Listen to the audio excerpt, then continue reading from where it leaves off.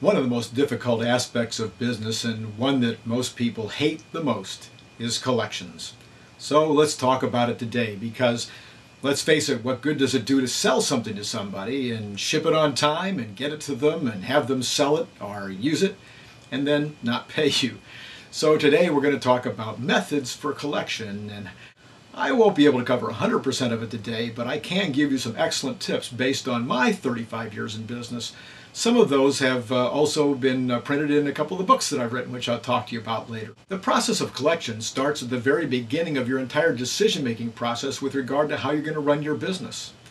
The first thing I'd want to ask myself in any new business, or even an existing business, would be, where am I in the pecking order when it comes to getting paid? If I have a highly desirable service or commodity that can't be replaced easily by somebody else, then I can pretty easily give credit terms because I'll be at the top of the list when it comes to getting paid in difficult times.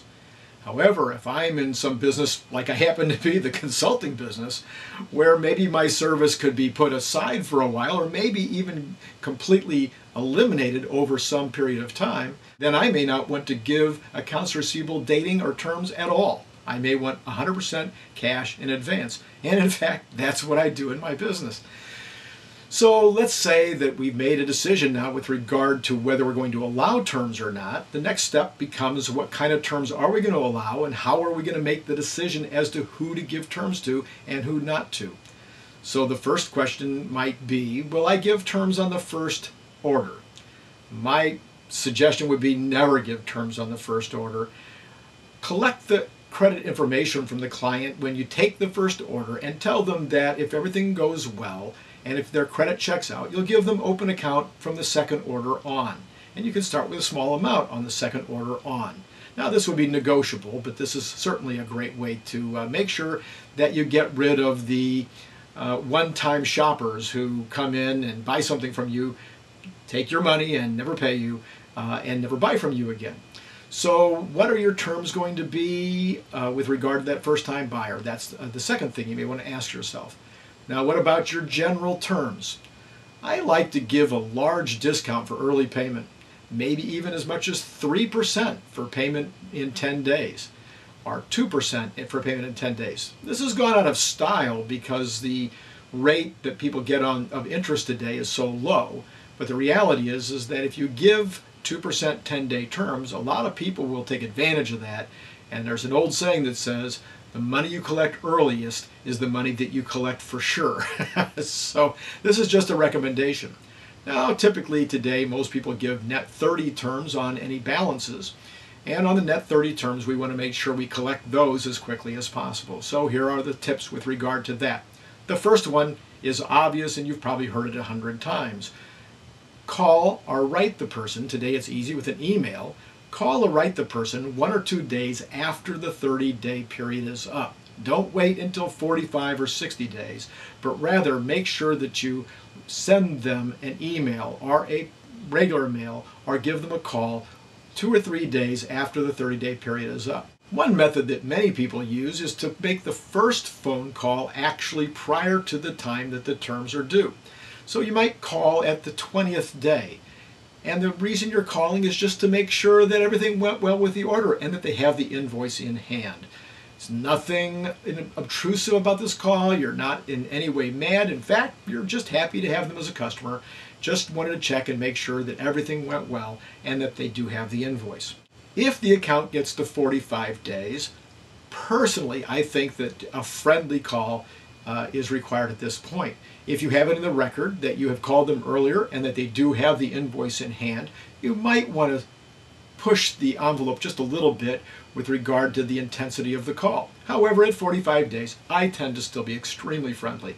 I find that really friendly collection calls get the money in a lot faster than angry calls. So on this call, you might just say, hey, we just wanted to double check. I talked to you a couple of weeks ago. You said that you did have the invoice. We haven't seen the check yet. Is there anything that's holding up your ability to send that check at this time? Something very easy, something very nice. At 60 days, things might start to escalate a little bit more. Again, I try to keep it friendly even at 60 days. That's just my personality. But it may, I think, actually pay off in the long term. I have found that most customers who are in fact having a little bit of a cash flow problem are way more inclined to pay people that are friendly to them earlier than they are the ones that are really hard on them or rash or not very understanding. So I try to be very understanding and suggest to them that I understand their situation, and then ask them, well, when do you think the check will be sent? And write down what their answer is so that you can refer to that later. Clearly, when we get to 75 days or more, we have to ratchet things up a bit. A letter at that time, maybe even a certified letter, an email that asks for an email back that day, or another phone call asking them for more specifics on what their intentions are. I like the email approach really well because people today tend to run away at 75 days from your phone call. They know it's you and they're not going to call you back. So the email sometimes is an easier way for the individual to be able to respond to you rather than talking to you on the phone. The other thing you want to do when an account reaches 60 to 75 days is to contact your salesperson that's in charge of that account.